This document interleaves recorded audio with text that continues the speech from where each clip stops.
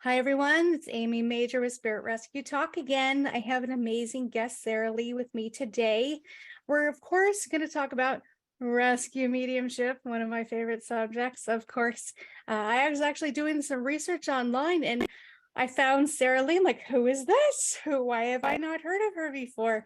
And she had great resources, a couple of books, some rescue mediumship meeting groups I want to talk about as well. So I'm just going to introduce her. She is a medium, rescue medium, and energy healer as well. We're going to hear a little bit about her backstory and figure out how she got to where she is today. Hi, Sarah. How you doing? Hi, Amy. Thank you so much for wanting to just sort of reach out to me. I really, really do appreciate it. I feel like it's a great honour to be part of this conversation with you today. I'm always excited to talk about this work. So when I started looking through your background and I saw that you focus heavily on rescue mediumship, I was really excited to talk to you, of course, because you're all my tribe. You're all my people. Yeah. Talking about this, because it's like as people say, people don't discuss rescue mediumship as much as they talk about psychic mediumship or mental mediumship. And I think this is something we should be discussing more. So having you on the show, getting your viewpoint and how you got to where you are today. So why don't we start with that? What was your journey? What was kind of the beginning that made you know that you were a medium to begin with, and what led you into rescue work? I think if we go right back to when I was younger, there were some things that my family told me about when I was growing up that I didn't really remember. Like my sister would come to me and say that she'd find me at the bottom of people's sort of stairways when we were visiting, and I was having full-on conversations with people and things like this. And there was a very clear experience I had when my dad passed away when I was 10, and I remember that I was washing my hands in the bathroom and we had this very kind of clear shower to the side, and I looked, and in this blue mist my dad appeared in full form, and he looked at me and just smiled, and in my mind I heard, "I've gone, but please don't worry." And as soon as that had happened, the phone rang and my mum got a call to say that he'd passed away. And I'm not sure at that point I really understood what had happened. But I just thought, wow, that was just so clear. Then over a period of weeks, there was a lot of activity in my home. I walked into the front room and I thought I was having a conversation with my mum, saw a figure in the chair. I only lived with my mum at that point. Then my mum came out of the bedroom, things like that. Who are you talking to? And I was like, evidently my dad.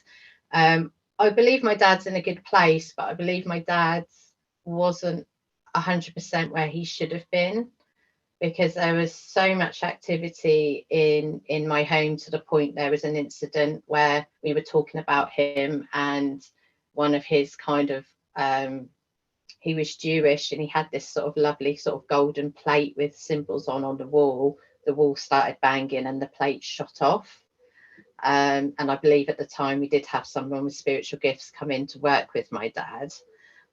So I don't believe my dad had the chance to fully say goodbye to everybody that he wanted to. I remember going on a walk at that time, and I was so distraught that my dad had died. I was walking along and I felt spiritual energy, and I said, I don't want this. I don't want anything to do with it. I was just so kind of traumatized by it. And then my mum died in, I'd say about 16 years ago. And I derailed, epically derailed. And there was all these signs I was getting, like I kept seeing 111 everywhere. I started dreaming about my mum and going on walks with her where she was talking to me. She appeared once in my bedroom, and I could just hear her saying, everything's okay. And I think my mum's effort to reach me is what opened it up again, and I became much more receptive because I was missing my mother so much.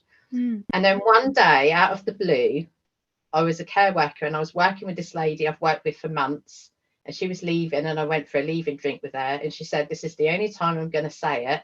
Your spirit guides are standing next to you, and they're telling me that you need to go on your mediumship path." And I was like, "What? Go to a mind, body, and spirit fair. Go and do something. Go get yourself out there." I did that. I did have my first sort of teacher in mediumship, and I've met some very close friends, to one of which is now a godmother to my eldest child. And I started to develop in traditional kind of mediumship. And then there was a point where I found a different teacher, and I tried doing, that platform stuff where you stand up and you try and give out. That really wasn't my bag of chips. No offense to the greater powers.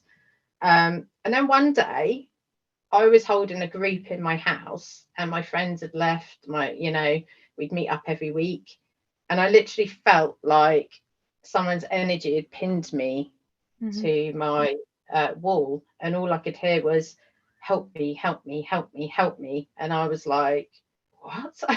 Although I believed in that I totally believed in it. I thought, "Wow, this is happening to me." And then randomly, I met another medium a few weeks later who came and said, "You're a rescue medium." And I was like, "Yeah, I think I'm getting that." And then I detached myself from the types of mediumship I was doing, because not many people actually agreed with it or saw it as a thing. They saw it as you passed away and you went to the light, which the majority of people do. They didn't entertain the fact that spirits could be lost or trapped. So I didn't feel like I fitted in anywhere, I came in, and I came into myself, and I started heavily kind of connecting to my spirit guides and taking actually guidance from them. And then it would be, I don't know, like how much you can relate to this, if you're in your space and you're just chilling out, and then people will just wander through, won't they? People will find you, spirits will find you, they don't find you, see your light, and they come. And that's where it kind of developed from, really. So then I had people reaching out to me, if we can't guarantee, can we, that we can cross over a soul, but just asking me about it, and I became very passionate about it. And that's obviously led on then to sort of astral spider and negative entity removal as well. So that's been the kind of journey. It really does evolve from one step to another step to another step. And I find that our spirit guides gently wean us into more and more work that could be a little heavier, can be construed as darker as well. Yeah. Because, if everyone around us is so against it, it's going to have effects on us as far as, well, are we doing this right? Are we being influenced by the dark? Are we so susceptible to this? So we keep going back to our guides and saying, is this right? Is this right? Are we doing the right thing? And they're like, no, you're doing the right thing. Don't listen to what everybody else is saying, because it's not their journey. This is not for them. This is your journey. Yeah, I couldn't have said it better, because you will meet people who are very talented in mediumship, but because they haven't experienced it or they don't believe it, they won't have any faith in your gifts, and that can really knock your confidence. Don't you find that very hypocritical, though? Because if they're telling non-believers of the spirit world to trust them, and because they're going to provide evidence of truth, yet rescue mediums say trust us and they don't, to me that seems very hypocritical. Of saying, well, you want others to trust you, but you're not willing to be open to trust other spiritual experiences. Yeah, I agree, because I think it either maybe is it a threat to some because maybe their gifts haven't gone into that area. I don't see how one person who's got gifts can say to another person that your experiences are not valid, because one of the things, the feedback I get from people I help who are experiencing, say, lots of spirits coming to them for support or negative entities, it's just the fact that I will listen to them and Right. make them feel like they're validated, because everybody else has just either said, including mediums, that's not real, that's in your head, you need to see this, and that actually I think causes people to lose faith in mediums. Yeah. Because they go to see mediums and mediums go, oh no, that can't be right. And it's like, just because that isn't right in your world doesn't mean that it's not right in that person's world, you By know? all means, say, I don't do this type of mediumship. I don't feel comfortable connecting to these type of spirits. But to say that it doesn't exist at all, based on their personal experience, I believe is an irresponsible act in a Yeah, medium. yeah, 100%. And I think we need to be like, I think in times I've kind of skirted around it and been a little bit too kind with my views on it, but it's, you know, it discredits, like I would never discredit another medium's work. If I saw them helping people and saw the feedback, I would never, like, for example, I tried trance mediumship. I really tried a little spell of developing in that, but that's not my thing. And I think partly is because I can't sit down still for long enough. It might be in the future, but if somebody asked me if that was my thing, I openly say that's not my thing, but I've seen great people practice that, and I totally believe it's a thing. Right. I don't discredit it because I tried it and that wasn't my thing, or I didn't have those experiences. I believe if my guides want me to go down that road at different points in my mediumship journey, they'll go, right, now's the time. Mhm. And now have a go, but at the point that I'm at now isn't that point. Yeah, But yeah, and I do. I agree. I personally think if we receive a little bit more support from the spiritual communities as an awareness that this type of mediumship exists, then we would be less likely to be defensive and have to explain ourselves and feel so isolated from the yeah, spiritual communities, which was definitely one of my journey in rescue mediumship. So it sounds like your journey was very similar in that, especially where you are, you're, I believe, in the UK, correct?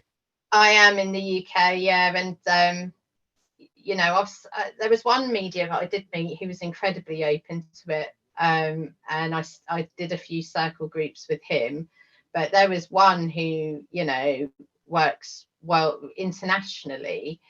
And I think one of the comments that came from that person at some point was, oh, and thank God we don't see rescue circles anymore. Thank goodness we've put a stop to them. And I remember sitting there even then thinking, well, you know, why? Because, you know, I wasn't getting any results in that circle group. I was going every week and I was just not not developing. And I just thought, now I've come away from it, I just know it's because actually I didn't feel that I could honestly, in that environment, embrace my gifts or be honest about my gifts and be able to practice them in that circle environment. So now I look back on that, that's why I see that if the longer I went, the more I was saying to myself, oh, I can't do this, I'm not a medium, I can't. But it was the total opposite. It was a total opposite once I had began to work with my guides Mhm. and find other like-minded individuals, the total opposite of what I'd been taught and been made to feel. Why are we seen the way we are by some people? I just don't understand it. Like, why No. do they think that these things don't happen? Like, if you can be broken in life, some people feel that broken for whatever reason or tragic circumstances that they get stuck between the worlds. Why can't that not happen? You know, I don't get it. What if I don't understand people's mentality with it, if I'm honest. Well, I have two viewpoints on that. I think the first is they don't experience it, therefore it's not in their reality. They don't want it in their reality because it's heavy, it's scary. And I think a lot of them are actually pushing it away consciously because of for their own self-protection. They don't want to talk about rescue mediumship because if they do, it now becomes part of their awareness. In their awareness, they're now projecting that consciousness, and now earthbound spirits can see them. So it is a form of self-protection that a lot of Yeah, these mediums do. Another reason is because if they talk about it, then it becomes true. A lot of these mediums are trying to promote hope, inspiration, love, trying to take yeah, away the fear of death. So Yes. if rescue mediums are talking about the hardships that can happen during the death process, mediums feel very defensive against that because they're like, look, we're trying to make everyone feel comfortable with the death process, and now you're making people afraid of the death process. So I think there's a lot of animosity with that, with rescue mediums.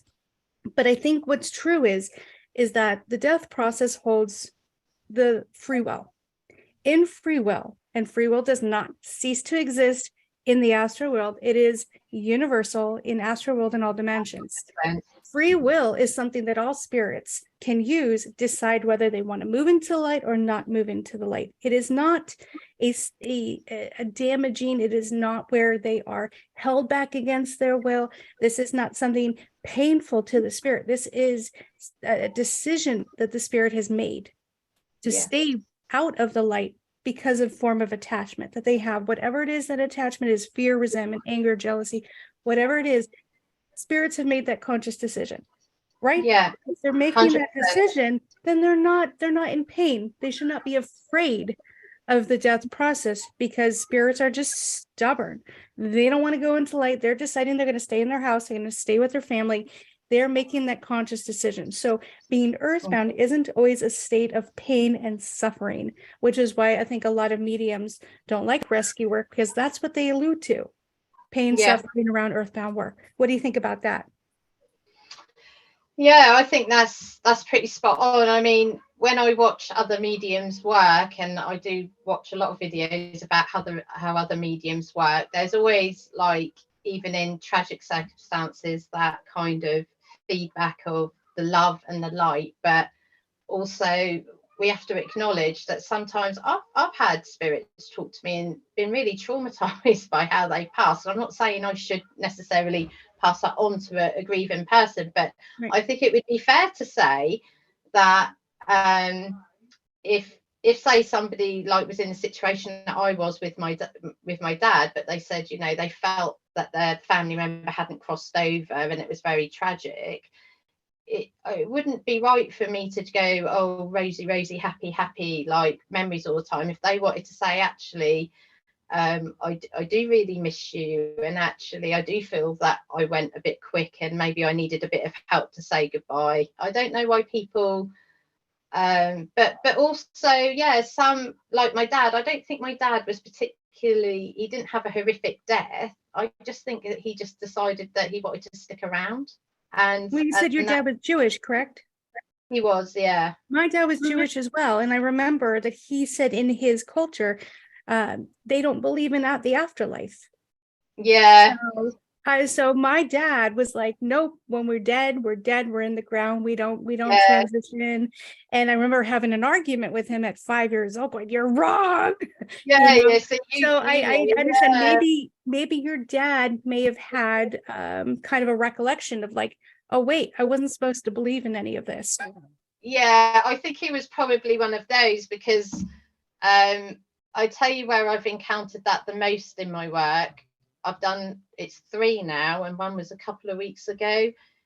3 younger males who have took their own lives, and the shock factor for them, thinking that it would be it would just be it, you know, if I stop the pain, if I stop it here, that will be it. I won't think about it anymore. And to be on the other side, one did go to the light and was bringing a message to were still attached here, but yeah, totally a shock for them that they still, you know, that they still existed, you know.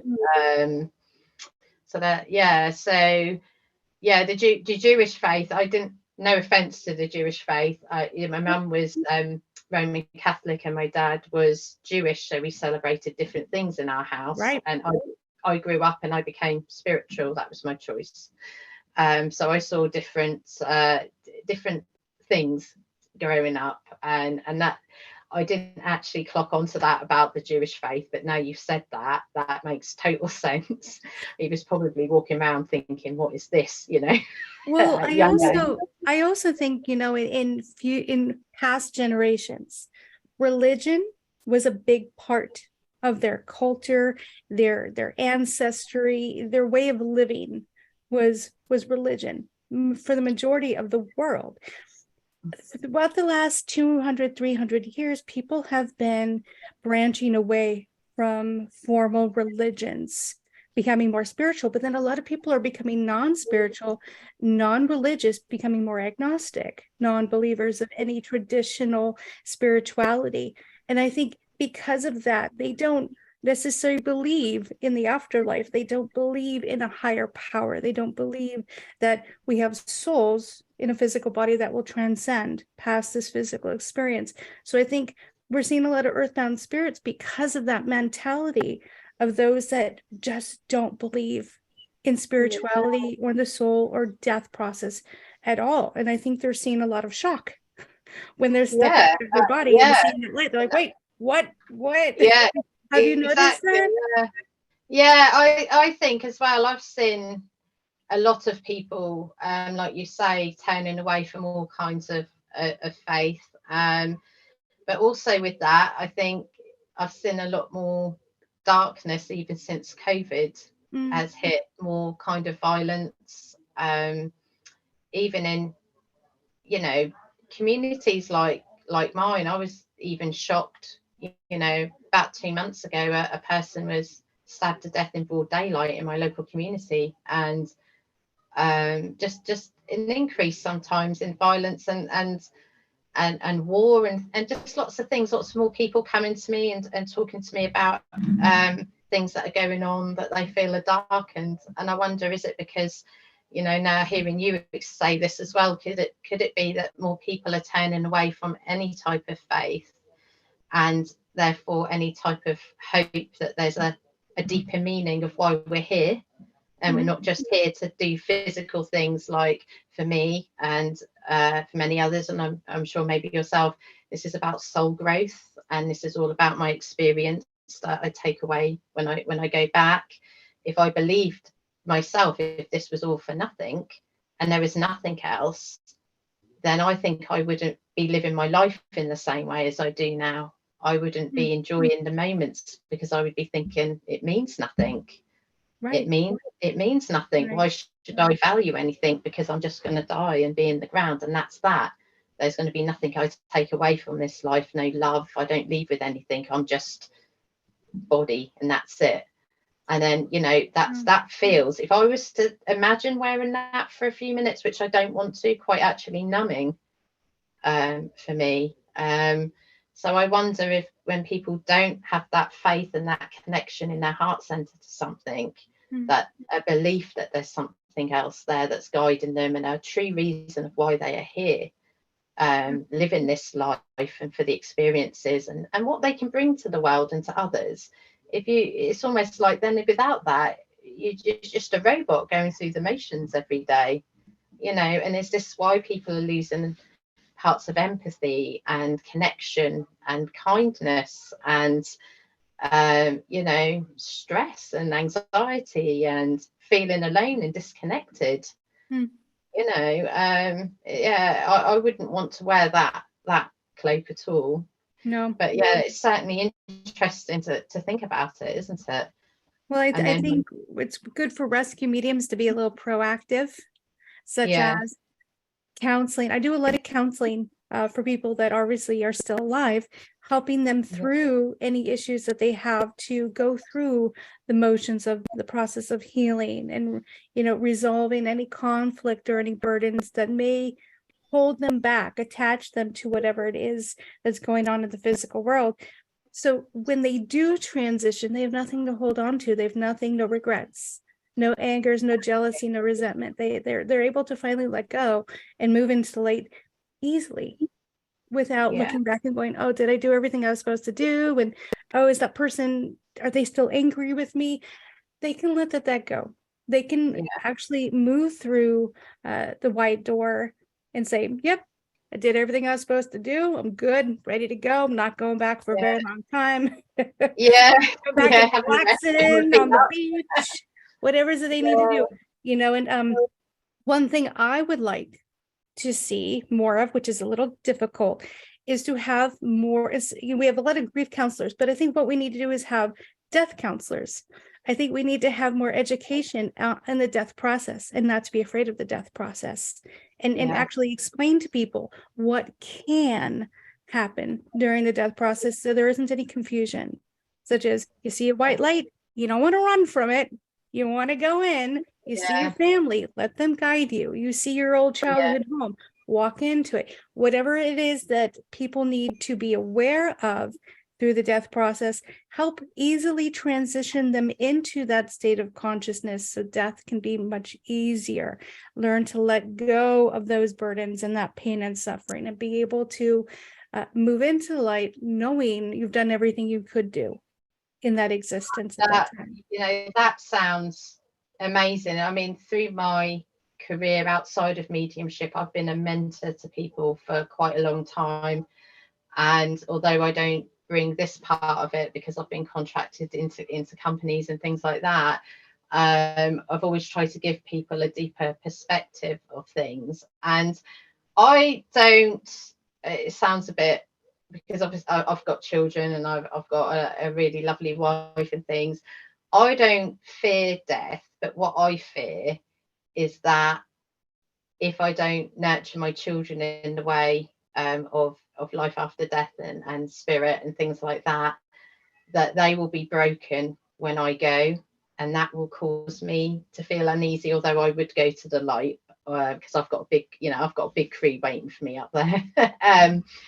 It worries me more the effect that my passing will have on people. So I constantly go along, because I have like 2 respiratory diseases. I constantly go along and I kind of say, when I go, know that I'll be okay. And if I ever go before you, I'll be fine. Don't worry about me. You carry on. And my kids say to me, because my kids have never physically met my parents because they transitioned before they were born, but they talk about them because they see pictures and things like that. And they ask me honest questions like, do you miss your mum? Do you miss your dad? And I said, of course I do, but I know that they're okay. And how do you know? Because I dream, I have dreams and they come to me and they talk to me, or I'm just washing up or something and I feel my mum come around me, or I feel something, and I know that my parents are fine.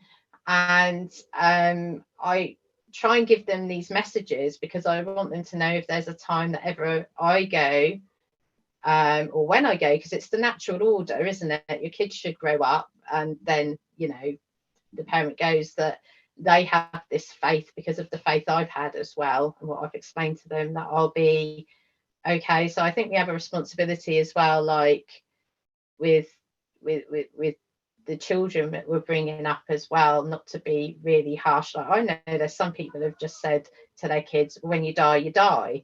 And I think that's a really scary thing to say to children, because that can be quite kind of damaging, because in their hearts, what are they going to feel when those parents go, that's it, that there's no connection, And I think we have to be very careful around children. You don't have to go into the complexities, but you like my son is autistic and he's very scientific, and even if I say to him, look, do you think energy can die?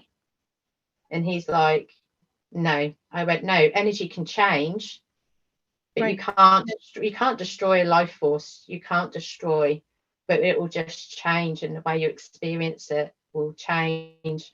And even logically with his mind, he can understand that, because how can we just be, you can't just, energy, our souls don't just, they don't just disappear, our spirit, So even I would question if people are skeptical of any work throughout any layers of mediumship, is we are energetic beings. We're not just muscle and bone. Do you feel, have you ever seen scientifically, can you prove that energy dies? Can you prove it? You can't prove it, can you? Yeah. It changes. Can you see sort of the different waves of electricity and sound, and can you, but it's there, right? It's there. Just because you don't experience it and you don't physically see it, or whatever it is, it doesn't mean it's not there. Of course it's there. Right. And so I challenge people, if they can't get their spiritual hat on, I challenge them to put a scientific hat on and then provide evidence that Right. you think that energetic beings can just cease to exist. No question about the death process. I have a lot of people asking me this question. So I'm going to ask you. Mhm. There's a lot of people that have really heavy grief. They mourn the loss of their dead for months, years, and they can really be pulling on their heartstrings. Quite often, a lot of these people in mourning are afraid that they're holding their loved ones back, that they're keeping them from transitioning into the light because of their grief. What's your viewpoint on that as far as how controlling grief is in the transition process? I think it could be a factor. I mean, I had a medium come to me and said, because I basically got into alcohol dependency when my mum died. My mum had motor neuron disease, and I was just absolutely sickened by it. Absolutely sickened by it. It was hands down the worst passing, how she passed to anyone else that I've lost. And I just couldn't get those images out of my head. Every time I closed my eyes, it was constant. I'd wake up with a physical pain in my tummy for about 6 months, and I turned to alcohol to see if I could numb it. I felt that my mum had crossed, because she kept trying to come to me in dreams and counsel me on walks. But a medium did come up to me and say, your mum's having trouble settling and fully embracing her spiritual experience because you're so traumatized. She's so worried about you. And I actually really believed it, that was the case. I think it can be a reason, but I think they still cross like my mum crossed, but I think they're not doing everything that they should be doing, or not focusing on their own healing, and not, having that embrace of their parents and their grandparents and all of that healing for their reunited again. I do believe our grief can cause a disruption, because they still love us and care about us. Right. And I don't think that goes away. Like, if you're like my mum's seeing me crying down in 10 pints of cider in 2 hours, of course I believe that her energy was coming round me to try and comfort me and say, look, come on. And I think she was spending probably too much time trying to comfort me. Mom being a mom. It's a mum. I don't think our connection isn't broken between mother and daughter because she's not here physically anymore. I mean, there's a spiritual experience that my wife, she doesn't like to talk about, and she probably won't like me saying this, but I remember when I first met my wife, I was self-medicating, and I remember lying in bed, and I remember just feeling this real cold energy over me, but just being really, really peaceful, and knowing that like somebody was there, but just very sleepy. I remember my wife coming into the room going, "Are you all right?" and then closing the door very quickly and going downstairs. The next day she said to me, "I've never met your mum in person, but we've got the picture." She said, "I walked in the room and she was full on apparition, standing in the room, standing over you with her hand on your head," which is what I felt. And she said, "I'm all right with that happening, but please can you tell your mum not to do it in front of me," because I just ran downstairs and I didn't know when to come up. And I believe that was my mum again, just trying to say, look, I'm here. Even your wife's walked into the room and seen me. I'm here. Please It's stop nice doing having that validation of someone else seeing them. And in the end, I don't know, I did get some grief counselling. And I had it by somebody who had lost a parent themselves to something quite devastating. And literally, once I got it out, once I could verbalize it all and just get it all out, the drinking stopped. Right. And I got married and I've had children. And I'm not saying that I don't still feel, of course I want my mum here for a big hug. But I'm very at peace with it now and I've accepted the passing. I've accepted that her time was her time. I've accepted now that the journey she had was part of her journey. I've accepted that she's there, and I've also know that she's fine. And our loved ones, they don't want us to be. I know we should. The problem is when people say, "Oh, don't, come on, move on." I think I was trying to do that, and I never really cried about it, and I never let out the anger, and I never fully let out what I was feeling, and I just bottled it up because I needed to go back to work. I had a mortgage to pay. I needed to do things, and that was the problem. And actually, if we can just get it out, if we could just stop telling people to have to stiff up a lip and just listen. I'm in pain. I've lost someone and I'm just so angry, and just let someone just get it out and be there for them. You don't have to try and fix it, just let it come out. That can be so helpful. You're not bottling it all up then, and then getting into addiction and getting into things that don't serve you, and creating something with your loved one where they're just like, oh my God, what are you doing? I'm okay, I'm okay, I'm giving you signs that I'm okay, but you're so drinking and doing all this, you can't see my signs and you can't recognize that I'm here, and you just keep pushing it away and you just keep pushing it away. And I think that's what I was doing. I didn't mean to, but I was pushing. But yes, ultimately I think we can cause a little unrest. I do believe so. Yeah, I was just counseling someone yesterday, actually, and they were grieving the loss of, their family member. And I said, you're upset. I'm like, you haven't even given them permission to die. And she stopped and she's like, I haven't. Like, she's been grieving for a month. I'm like, give them permission to go. Because they did transition into the light, but she never came to terms with it. She was so angry at the fact that they died. I'm like, she didn't let go. And I said, give them permission, forgive them for dying, and give them permission to die. And she didn't realize how powerful that was in that moment, to know that she hadn't given that permission. She was still holding on. And the moment she let go, she's like, all my anxiety's gone now. I'm like, yeah, that's the way it works. That's the way it works with that.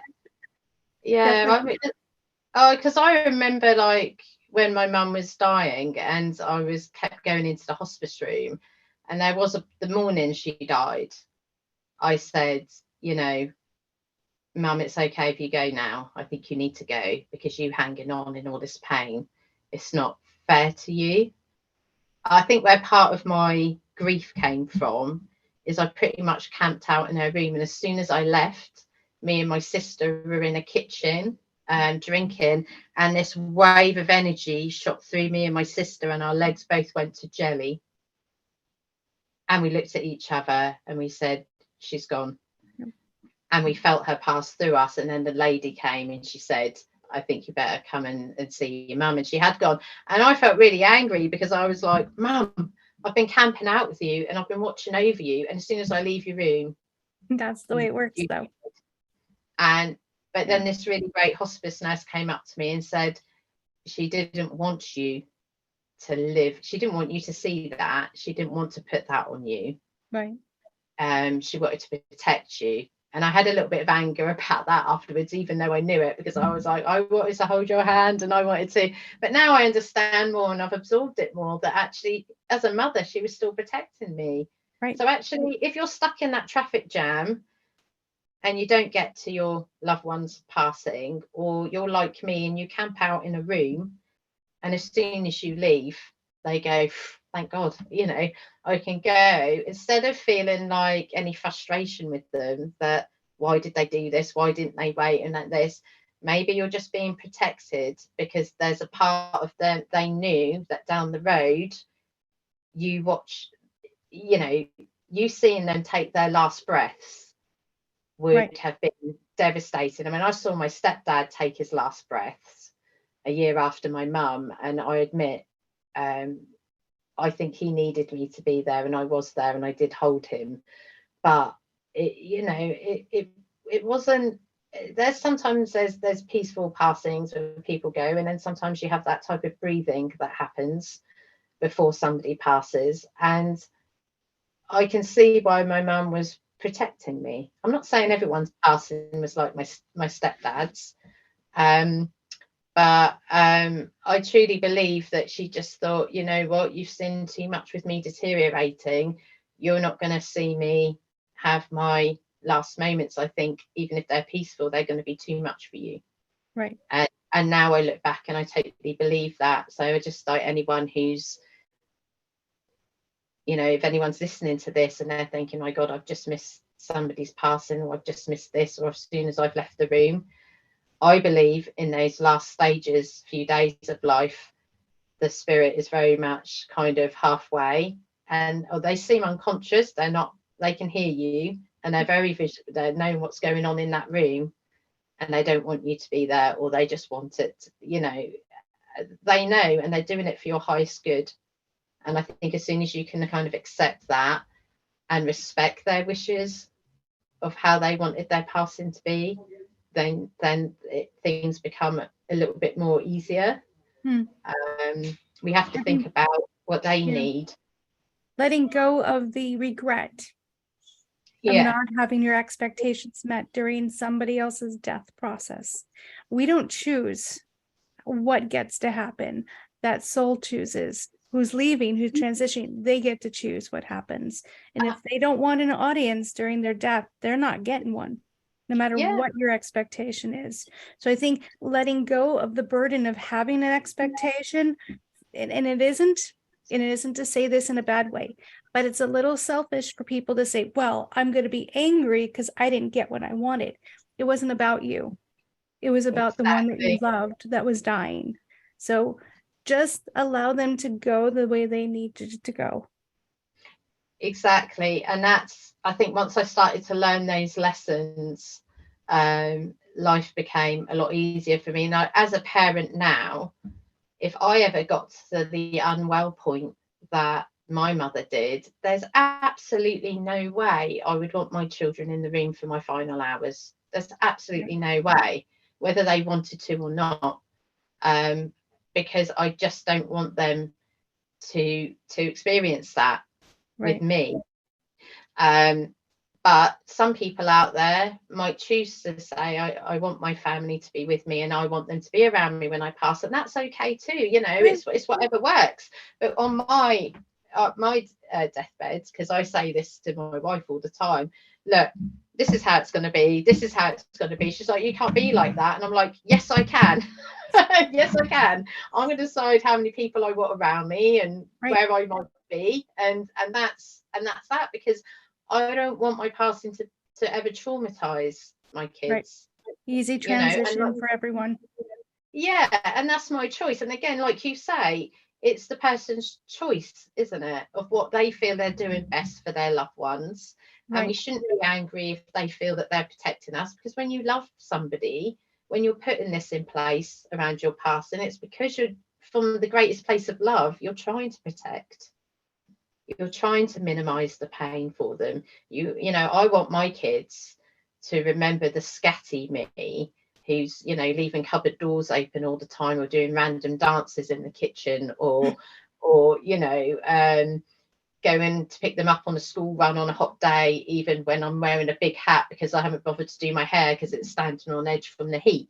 You know, I want them to remember fun things from me. I don't want them for years and years to remember me on my deathbed. That's not, after my experiences, that's not what I want for my children. But each to their own, you know, each to their own. Let's just accept that the passing will be different for everybody, and if their loved one wants the person there or the people there, that so be it. But if they want to shield you and protect you, so be it. Well, it sounds like you would make a really wonderful grief counselor. Thank you. Yeah, I don't think all my strings to my bow are finished yet, but I'm always getting, like, my head's always so busy, like, oh, look at this, look at that. And everything happens for a reason.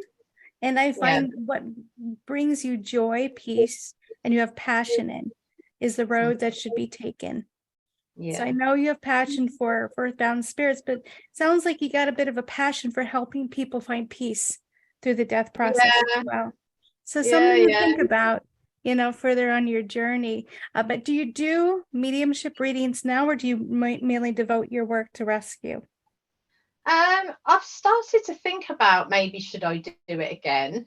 I think primarily I'm in rescue and negative complain. energy.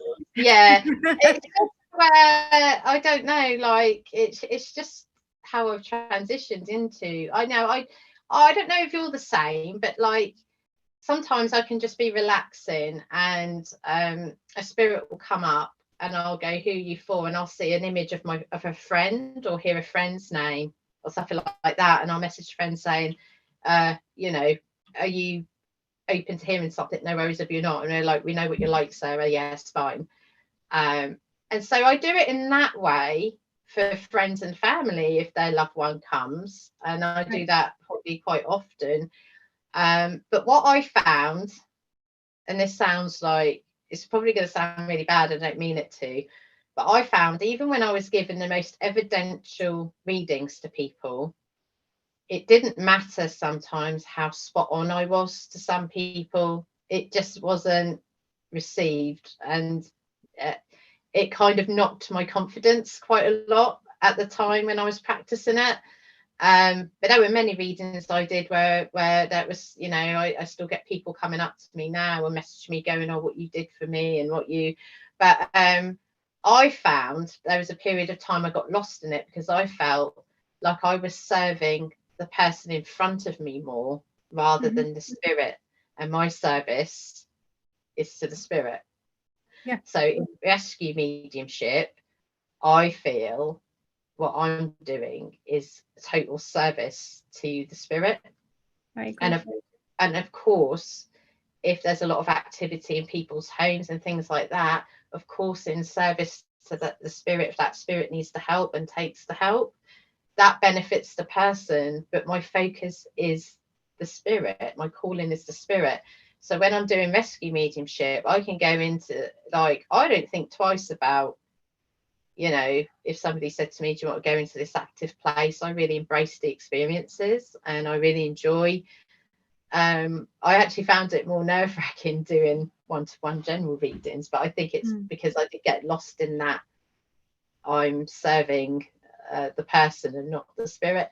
I wouldn't say I rule anything out 100% because my guides always kind of present me with something and I go, and I have a little thing. So possibly. I think that's very normal though, for that to be. I mean, there's a lot of mediums out there. I train a lot. And one thing that I found with most of the students they're afraid of doing one-on-one psychic mediumship because of the expectation of the sitter. The sitter's like, ain't good enough for me. You can give them the most evidence that you could possibly imagine, but if you don't get a name, then the sitter is like, oh, that's not good enough for me. It really puts a lot of pressure on developing mediums and trying to get a lot of connections, because you see so many things on TV out there with like spot on validation, which I have to tell you, probably took 5 readings to get to that before they had that pure validation. So a lot of mediums are feeling very rejected in these message mediums in the readings. So they're shying away from it because of fear of rejection, fear that they're doing something wrong. And instead, the sitter should be grateful somewhat of any spirit that does come through. Because, you get mediums saying, oh, you've got Uncle Charlie coming through. Like, oh, I don't want to talk to him. I only want to talk to my dad today. And it's like, be respectful to the spirit world, and so it's difficult. I think a lot of people do go into rescue work because there is no fear of rejection. You're just there to help a spirit, counsel them, help them into the light. It's a great feeling, experience. You actually feel like you're making a difference in a spiritual journey. And not to say that psychic mediumship is less healing. It's very healing. It's very wonderful. But I think nothing comes close to actually helping a soul actually move out of pain and suffering into the light, getting that ancestral healing and that family reunion, and kind of having them look back at you and go, thank you for helping me with this. It's probably one of the most joyous experiences of my lifetime, I'm sure for yours as well. 100%. There's nothing quite like it. I mean, there was this Victorian boy, Michael, who was visiting me for quite some time and just checking me out. And you know, I saw him in my house once, and I picked him up a couple of times on digital devices. And I think you know, after a few weeks, he sort of allowed for the process to happen, and I've seen him since. Actually, when I was doing some rescue work the other week, and he just looks so different. And it was just really beautiful. Like, you can't put there's no price you can put on that. And I do, you know, when I do stuff like that, it's not like I get any financial gain from it. Do you know what I mean? It's not like I know what you mean. Do you know what I mean? Like, so when people go, oh, mediums, well, even when I did sittings, most of the sittings I done were voluntary. And you know, I don't make thousands and thousands and thousands of pounds off rescue mediumship. Do you know what I mean? I don't make any Like, money. we can charge the ghost to help them transition. It's like, get out your credit card, ghost. It's bad. Yeah, you know what I mean? It's a dedication that I have to help them. So when people go, oh, you know, I just think, well, you don't really know what we do, so I don't really think your opinion is that. Which is why we need to have more shows like this to actually talk about what we do, so that people are more well informed, so they don't poo-poo it so much and say, oh, I get it, you all are healers. That's a wonderful thing. I support it. Wouldn't that be nice to hear? Yeah, well, it would, yeah. And I think, yeah, I think the more, you're right, the more we do things like this, the more we openly speak about it, the more our message gets out. But yeah, for me, there is yeah, that feeling when you help a soul. And you know, when you're doing you know, a little bit of group work, and you see it when others that you're supporting have that first feeling of that soul, or them emotions of what that feels like when a soul transitions. Because, you know, not everyone sees, and not everyone's senses all come out at once in mediumship, and people feel it in a different way, or just have a clear knowing that it's happening, or whatever it is. But you can see the shifts, can't you, in others when you're there to help them kind of feel confident in the process. Because I don't actually think when we're like, say we're teaching, I think we're like, we are, but I think we're helping people just become aware and have an awareness of their guides, and then their guides kind of step in, but we're helping them kind of take that step towards awareness and confidence.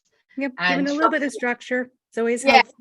Yeah, and just helping them kind of get there. And once they kind of get that open and really feel their guides and things like that, but just having that space where people can explore, well, I'm feeling this and I'm sensing this, and oh, this happened to me last night, or this happened, and what does that mean? Like that can just grow confidence. And you know, it's just really lovely to see people grow in their confidence with it and start to trust their gifts.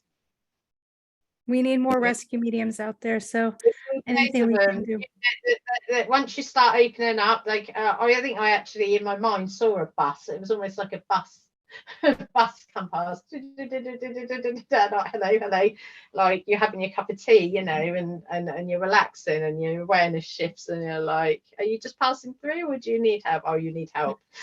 You know, and the funniest ones I've ever had are like, you know, there was a couple of times I was on the toilet and I was like, no, this isn't going to work. Out. Every time of the day. Yeah. Or you know how on shows you get like mediums, they're always woken up at night, and yes, that can happen, and that still can happen to me. But you know, having 2 young kids, there was a point where I said, no, you've got to stop. I'm so sleep deprived. Don't wake me up every night. Just know when I get time, and I send this message out when my kids are at school, or when I'm sitting down in this space and I light this candle, you know, if I come into this room, I can help. But that's, you know, boundaries. You have to have the boundaries. Boundaries. You get big so part excited of the training. yeah, you get so excited when you first start, but it becomes exhausting, Yep. and then you're not being physically grounded enough. You know, your kids, just living normal stuff, you know, life stuff, and to the point where you wake up in the night and you see someone sitting on the end of your bed, and you're like, okay, yeah, but you know, you also look round and your toddler's kind of climbed in bed with you, and you're thinking, now's not really kind of the right time. You know, how about you come and see me? I acknowledge you, I validate you. I never say to someone, or just send someone away, or I acknowledge you, I validate you, thank you for coming to see me, but can we just wait till my house is quiet, I don't have children around me, I'll sit down, I will dedicate the time, and I will support you. I'm not sending you away. But if my child wakes up right now and sees a World War II soldier sitting at the end of the bed, they're probably going to be scared and think you're an actual person that's walked into our house in the middle of the night with a big old gun and hat on and stuff like this, you know. So yeah, but boundaries, yeah, definitely, especially if you've got a family, just some boundaries is definitely part of it. Don't forget that we're here living a human experience as well. We have to do the human stuff and have our privacy, but we also put on the, you know, we have the mediumship side of us, because I managed to, my kids know I do something and they know it's around heaven, and but I'm quite cautious that, you know, they're not subject to the full extent, because some of the things I do, like when I'm doing astral parasites and all this other things, that would terrify them, you know, they're just kids, you know. Yeah. So you have to have those boundaries as well, to make sure that in your life that people that are not ready to hear what you do and shouldn't be hearing what you do because they're young and not affected by that type of work, you know. I'm very kind of passionate about that. But my son, he's got this ebook thing from school, like he logs onto this thing, and he came up to me and he was like, I've been reading these things about haunted castles and things like that, that's so cool, isn't it? And I thought, right, well, when you're 16, 17, you'll be coming out with me. So I'm thinking, like, he's a chip off the old block. They usually are. Yeah, It runs in families. So yeah, train him when he starts getting close to 15. That's the yeah age. I don't, because when Michael was in the house, coming into the house, and I didn't mind it, he was knocking my son's toys off the counter of his unit, and my son came out crying, and he said to me was, can you stop, whoever's doing this, knocking my toys off, because it's scaring me. Oh. So I had a little chat with Michael and said, look, Michael, I know you're just looking because it's like Batman and stuff, and in your time you didn't have that. I know it's really cool, but you knocking it off in the night, it's scaring him. Right. So stop, and it just stopped. Good. It stopped. It's as simple as that, because he didn't mean me any harm. He didn't mean my son any harm. You know, I really get annoyed with people who see a teacup move on a social media. I say it every interview or every podcast I do. Oh, a cup's moved on the table or stuff, it's knocked off. Oh, it's evil, get a priest in, or get an exorcism. And I'm like, why are you going to that? Why? Some, you know, maybe a loved one's just got a bit close to something, or maybe they're trying to get your attention, they've just maybe knocked they wanted a something cup over. of tea. Yeah, why are we going to all demonic kind of, Yeah. everyone's got a demon in their front room? No wonder Right. people are scared of spiritual activity, Right. because the tiniest thing happens, oh, that's demonic. How? That's just the entertainment business, and yeah, people learn from that. So but so you do this work in your area. How can people reach out and connect if the teacups do start moving and they really start thinking something is going on in their house, and you can come in and kind of educate them? How can they reach out and connect? Well, my website is www.alternativemedium.com, and on there you'll have ways that you can book my services. At the moment, I have been fully distantly working, because I have people that I help, like in America and Canada and different places. It absolutely is one of my passions to go into people's houses and locations. I suppose I need a few little tips on maybe how that would work, but that's my goal, to actually do that, to go into some physically into people's homes and locations to support and see what's going on. So there's no point, is there, watching these shows and going, help me, there's activity, and people go in and record a couple of EVPs and go, yes, your house is haunted, and or spiritually active, and then they leave again. Or what help is that? You know, absolutely none at all. So there's that. And at the moment, I do have some videos and information products and things over on Patreon. Yeah, that's how you can kind of get hold of me. On Facebook, it's at alternativemedium.com. I think Instagram, I do a lot of weird kind of picturey stuff on Instagram, but I think it's Esley Lightworker on Instagram. So Great. yeah, just reach out really if you've got a question. I'll help anyone in any part of the world if they need my support. Thank goodness for technology. We can do it anywhere now. Yeah, 100%. Yeah, like thank you so much for coming on the show and talking about your journey, and with your mom and your dad's passing. And like I said, look into the grief counseling work, because I think grief counseling, because you're so gifted. I'm going to have to be getting on to like Google now and be like, let your guides pave the way. Your guides know what to do. They've been hearing them laughing, going, oh, we've been telling her for a while. So they just said, they do. I've got one guide specifically, Tobias. I think he just bashes his head against the wall and he goes, they do that a lot. They're very patient, thank goodness for us. Thank goodness for us. Thank you so much for sharing your story, and I'm sure a lot of people are going to reach out and connect. We need more rescue mediums in the world, and their spirit are messing with the electronics already, because they don't want you to go. They don't want me to go. They want us to keep talking about this stuff. But so just again, thank you for sharing your experiences with us, and thank you to all of you as well. And I really appreciate reaching out to me, because I've seen you around on social media for a long time. When you messaged me, I thought, wow, Amy's messaging me. I thought, wow. Like she's been doing it for years and years and years and years, and gifted, and she's messaging me for a chat, and I felt, oh wow, amazing, thank you. We're all a big team, no ego. It's just about the work, getting it done, 100%. And all of us working together. So welcome to the tribe, and thank you. I'll be contacting you more. Absolutely. And thank you to all of you for watching today, and we had a wonderful time. Reach out to Sarah Lee if you have any questions or any concerns all around the world, because we can do this all around the world.